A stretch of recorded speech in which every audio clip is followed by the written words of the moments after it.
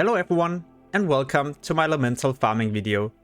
In this video, I have made a timeline so you can skip to the category that you're looking for. I'll be starting with elemental fire, followed by earth, and then water. And if you farm these when you're leveling, you'll make a ton of gold for your first mount. The first area that I usually go to when I'm farming elemental fire is in Stone Talon Mountains. At this area, you can farm from around level 21 and all the way up to 29. If you plan to go here at low level, just remember that this is mainly a horde zone, so if you play as Alliance, there's a high chance that you will encounter some PvP. The next zone is the Raffi Highlands, and here I usually go at around level 36 and I stay here till 41. In this zone there's a lot of different elementals you can farm, so if this spot is taken, you could always farm elemental earth or water, but I will get back to that later in the video. In Searing Gorge, you can slay these elementals from level 44 and all the way up to 49. There's also another elemental, and these has a chance to drop an elemental fire as well. When you reach level 49, you could always swap to Fellwood. At this location, you can farm a lot of elemental fires, and this you can do all the way up to level 54. By the time that you reach level 53, you could always head to Ngoro Crater. In the middle of this zone, there's a great way to farm elemental fires. And if you still lack a lot of gold for your epic mount, then you could always stay at this location all the way up to level 60. And by the time that you reach level 60, you'll most likely have all the gold that you need for your epic mount.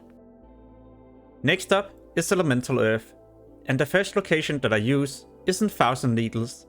At this location, I usually go at around level 26 or 27, and I stay here all the way up to level 31. Usually I don't farm too many elemental earth if it's a fresh server. The reason for this is because elemental earth is not that expensive compared to elemental fire. Earlier in the video I also mentioned that you could farm other elementals in a Raffi Highlands, and at this location I farm elemental earth. Elemental earth will become more expensive as we get closer to the opening of AQ20 and AQ40. The reason for this is because the elemental earth is a material that you need in order to craft the nature protection potions. And these potions will be needed in those raids. When you reach level 38, you could always head to Badlands. In Badlands, there's a lot of different locations in this zone where you can farm the elemental earth. And this you can do all the way up to level 46 because the level of these monsters varies. And each circle that you see on the minimap right now has different level ranges. The one at the bottom left, where I am right now, is where I go for the last couple of levels. From level 55 and all the way up to 60, you could go to Silphus for elemental earth.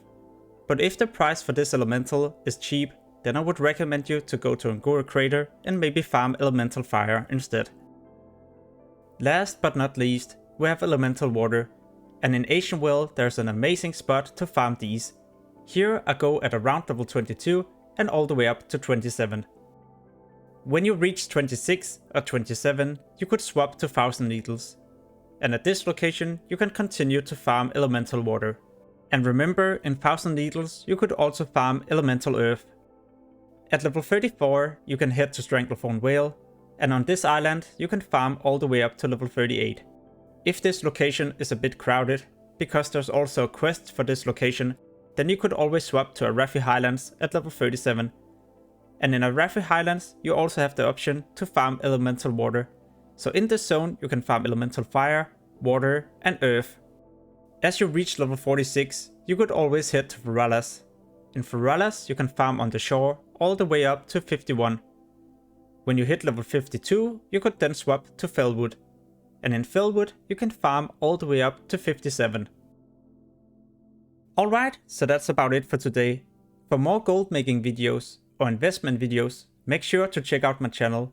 In the future, I'll also post even more videos with more tips and tricks.